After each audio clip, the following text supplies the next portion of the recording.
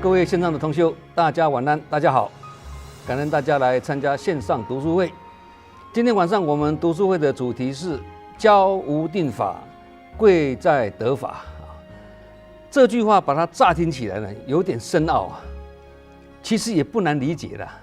啊，因为这句话跟佛家经常讲的了“法无定法，法本无法”有相似的精神啊，只是两句话所使用的范围大小啊有点不同而已啦。教无定法，贵在得法，是聚焦在教育的领域啊，强调要因材施教的意思啊。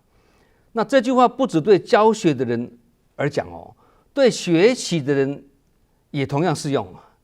哦，所以也可以把它改为学无定法，贵在得法哦。那不管是教无定法或者学无定法，主要都是在提醒我们，不管是教人或者学习都没有固定的方法了，关键就在于要找到适合自己的方法。所以不要执着于某种固定的模式而是要找到适合自己去走的路那法无定法，法本无法呢？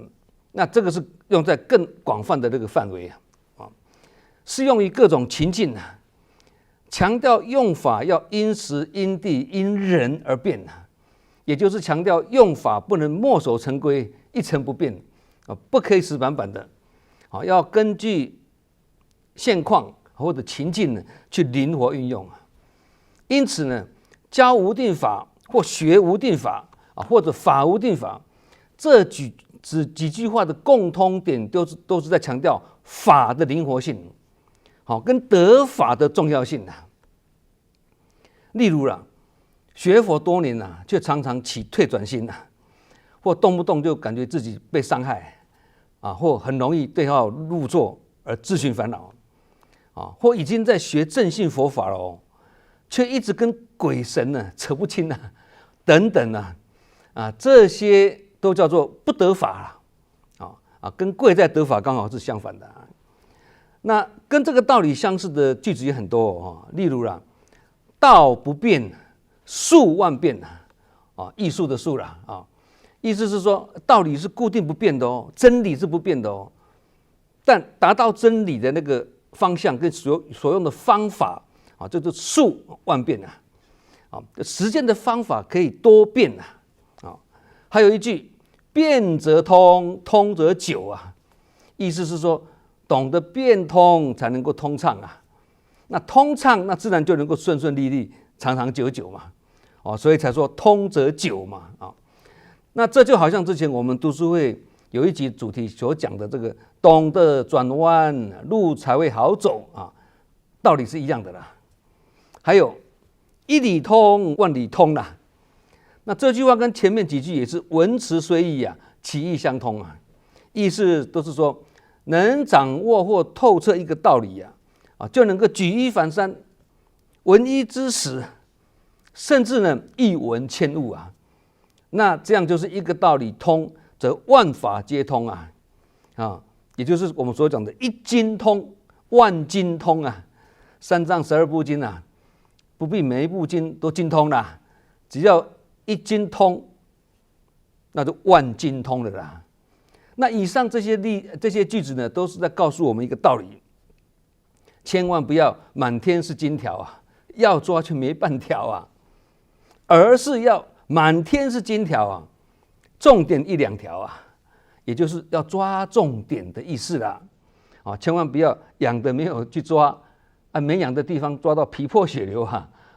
所以才说法无定法，法本无法，能对机而接地气，就是妙法也说药无贵贱能治病就是良药啦同理，管它是黑猫白猫，只要能够抓老鼠的都是好猫就是说不能重看不重用啦。总而言之重点跟原则要能够抓得住，这样才会八九不离十观念才会精准，不会偏差举例来讲例如有些人常常嫌自己眼睛不够大啦，不漂亮啦。其实眼睛大或小怎么会是问题呢？重要的是事情要看得清楚，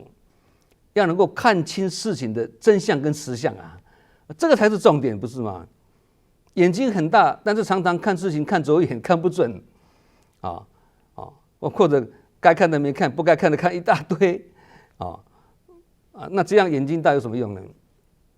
那有些人就嫌自己鼻子不够挺啊，不好看，就要去隆鼻，不是吗？那其实鼻子很挺或很扁一点都不重要，重要的是什么？两个鼻孔要通畅啊，通则达，通则久啊，不是吗？这样氧气才会吸收的顺畅嘛。那氧气吸收的顺，头脑才会清楚啊。鼻子很挺啊，但却经常鼻子过敏或鼻窦炎啊，这样叫做重看不重用了哦。那也有一种人呢，一直嫌自己的身高不够高啦。那其实长得高或矮有什么问题呢？高有高的好处啊，矮有矮的好处啊。而且高或矮也要看从哪里量起啊。从地面上量起来是你比较矮啊，但是从天上量下来你就变成比较高了啊，对不对？更何况啊，决定一个人的高度啊，不是看他的身高而是看他的格局跟能力啊，不是吗？举例说了拿破仑啊，征服欧洲啊，但是他的身高只有168公分而已。世界武术的偶像李小龙啊，他的身高也只有172公分，也不是很高啊。所以，与其纠结在自己的身高啊，不如提升自己的能力，让别人仰望你的才华叫做仰之弥高。对，所以身高是天生的啦，格局是自己决定的。人生不是看海拔高度，而是看格局气度啊。因此呢，世间很多事情不是绝对的，而是相对的，就看你以什么角度去看它，跟你要怎么样去选择它息息相关了。举例来说了一堆黄金跟一堆烂泥，你要选择哪一个？相信大家都会选择一堆黄金对不对？不过如果你是一粒种子的话，你会选择黄金还是烂泥啊？那当然选择烂泥，不是吗？那这个告诉我们一个道理，这个世界没有绝对的好与坏，适合你的就是最好的啦。那别人认为这个方法不好，但你用起来很好，很好用，那对你来讲这个就是好方法，就是妙法再举个例子给猴子一根香蕉跟一条金条，那猴子会选择香蕉，因为猴子不知道一条金条可以买1000万条的香蕉那不止猴子是这样子人也是差不多啦。给人一条金条跟看不见的智慧，那大多数的人都会选择这个金条因为他不知道智慧可以买1000万条的金条对不对？所以才说人生是一连串的选择，生命的经历就是选择的过程小抉择影响一天，大抉择影响一生嘛。莲花如果选择沙漠而生长，那就完蛋。仙人掌如果选择污泥，也是完蛋。莲花要选择污泥啦，仙人掌要选择沙漠才能生存下去啦。人也是一样的道理，每个人都有自己的天赋跟性格嘛。那这个是意味着适合每一个人的生长环境也是各不相同嘛。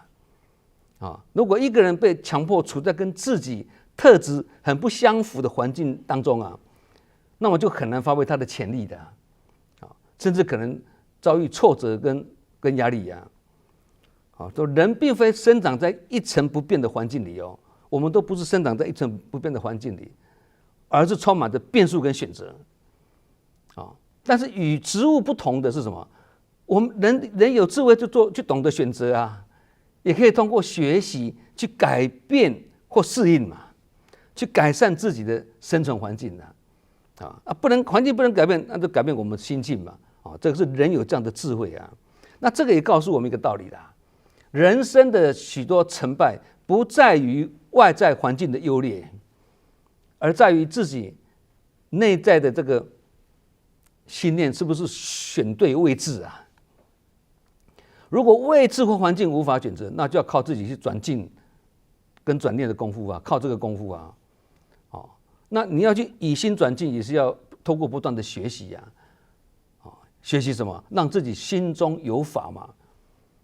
那才有可能贵在得法嘛，对。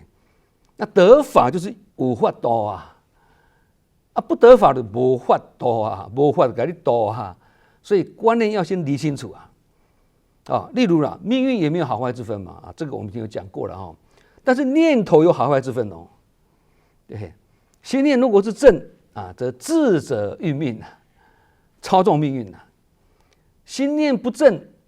则愚者就命运被命运操纵啊。以前我们讲过，刀子也是啊，没有好坏之分啊。同样一把刀子啊，杀人叫做凶刀啊，切菜就是菜刀啊。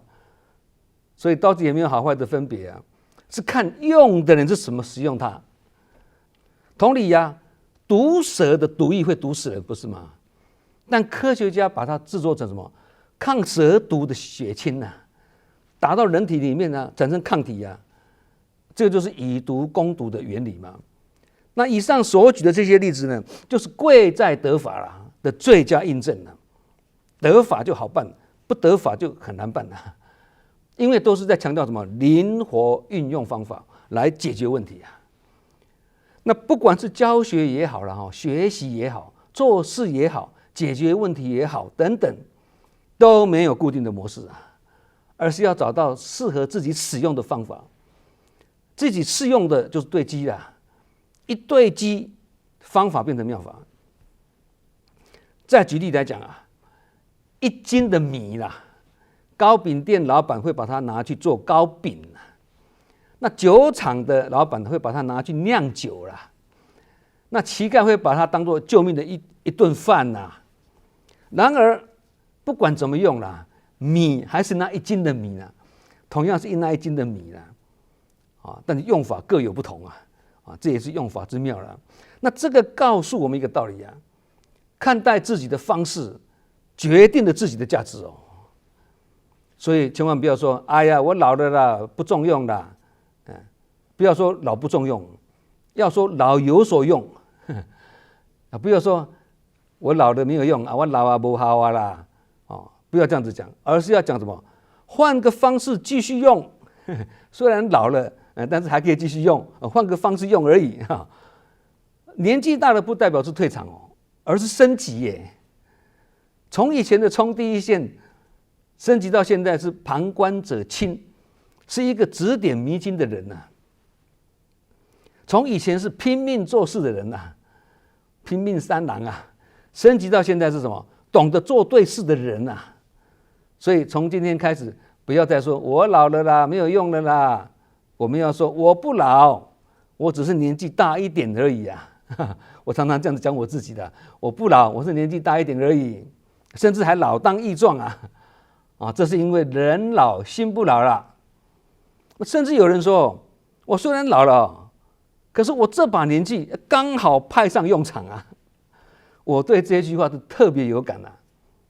因为我投入当志工30多年来经常要上台演讲或分享嘛。那我们这个线上读书会从5年前疫情一开始就每周日晚上讲一集嘛，一次讲半小时嘛。5年来快5年了从来没有中断过一次那这个是我这辈子从来没做过的事情可以说是因缘非常的殊胜。也因此，刚刚上面讲的那句说，我这把年纪不是老了，我这把年纪刚好派上用场因缘殊胜这个我特别有感印证什么？人生70才开始嘛。那古人讲这句话也是很有道理的。刚好在这把年纪的时候呢，派上用场，因为人缘、时缘、地缘通通具足挡也挡不住逃也逃不了必须把握因缘，欢喜接受现在变成是这叫的要落来，更叫的上不刷，变成这样子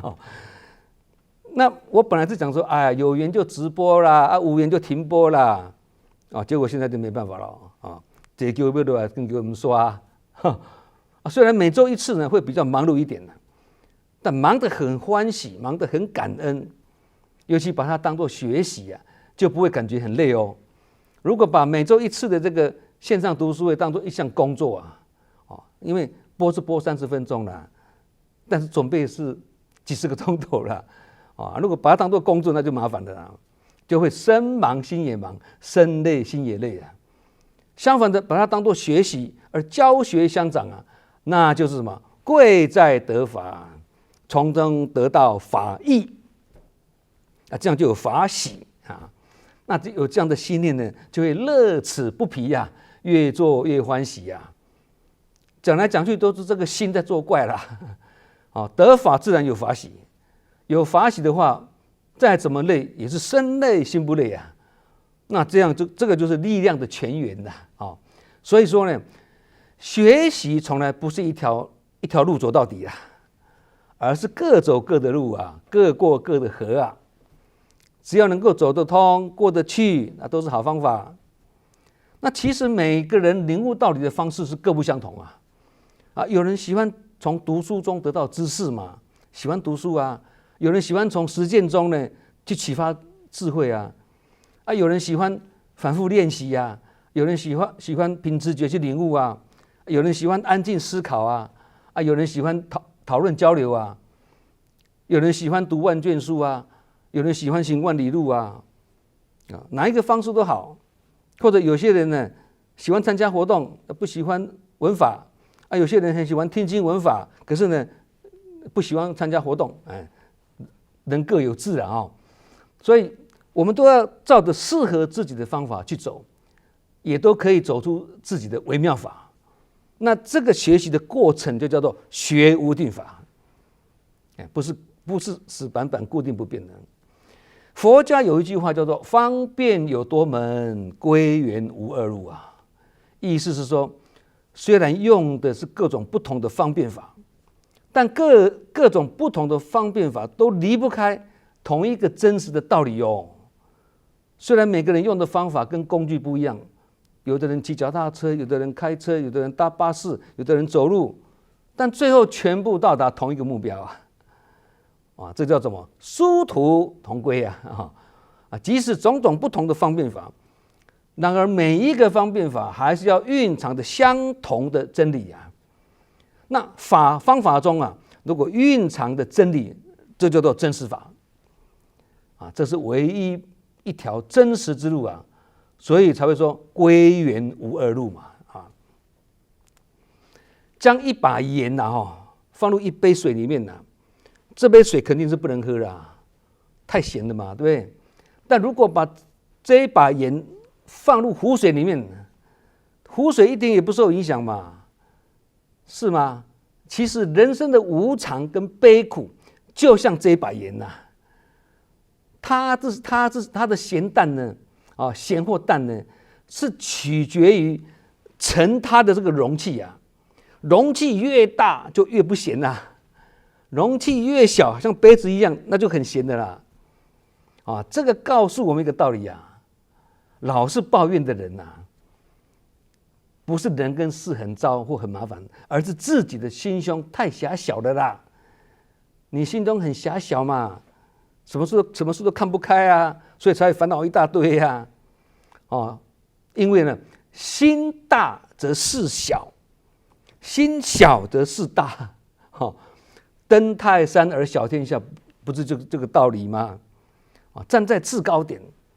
所看到的事情就很渺小的啦。那我也常常去对那些遭受人事困扰会被冤枉误解的那个而受到伤害的志工们分享我跟他们分享说你都已经是出钱出力了，而且是付出无所求，这已经是很不简单了。就好像你已经把房子都捐出去了，何必计较房子里面那个马桶呢？所以才说心大事小嘛，心小事大嘛，就是这个道理有一头驴子它不慎掉进那个枯井里面去了。那上面的人一直想设法要救这头驴子但都没有成功。后来只好怎么样？无奈的，好吧，放弃了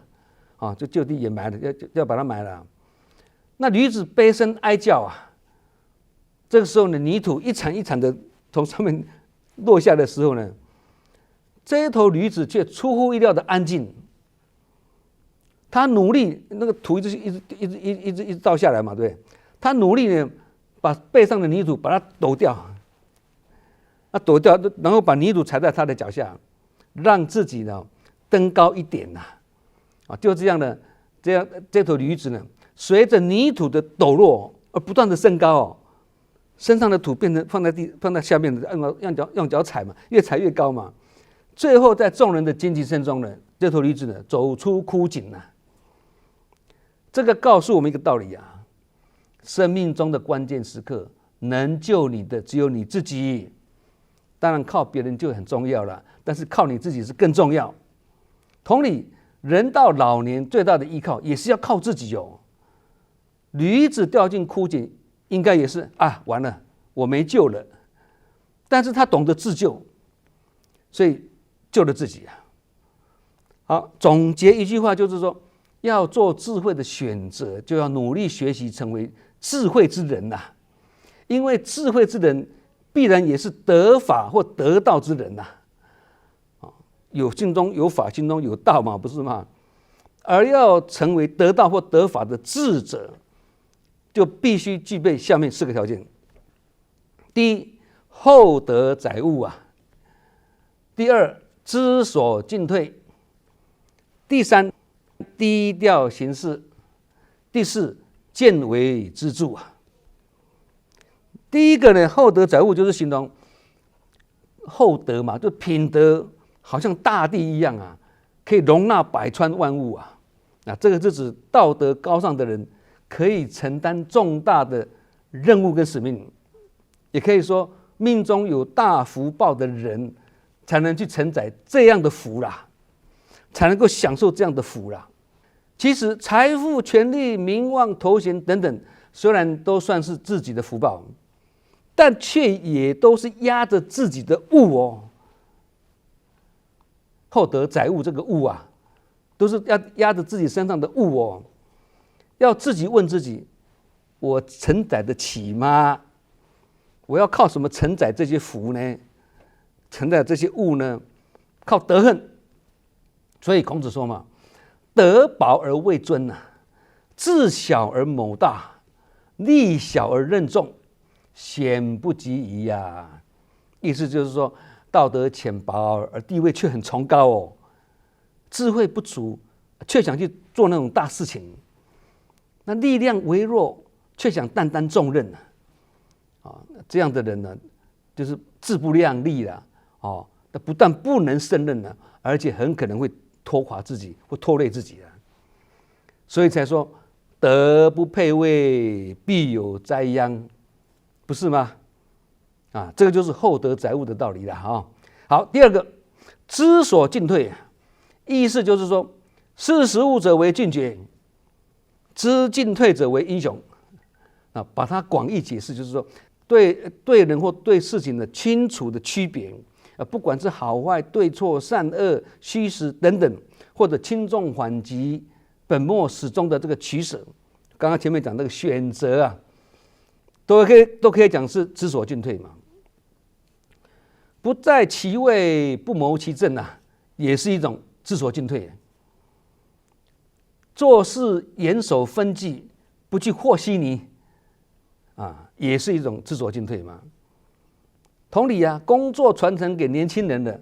我们就陪伴关怀就好，不要去主导，辅导还可以的但是不要去主导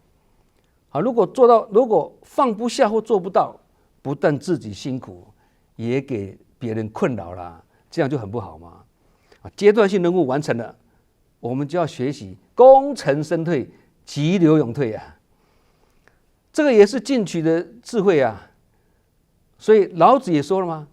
功成名遂，身退天之道也意思是说，事情成功了就功成身退，急流勇退，不居功。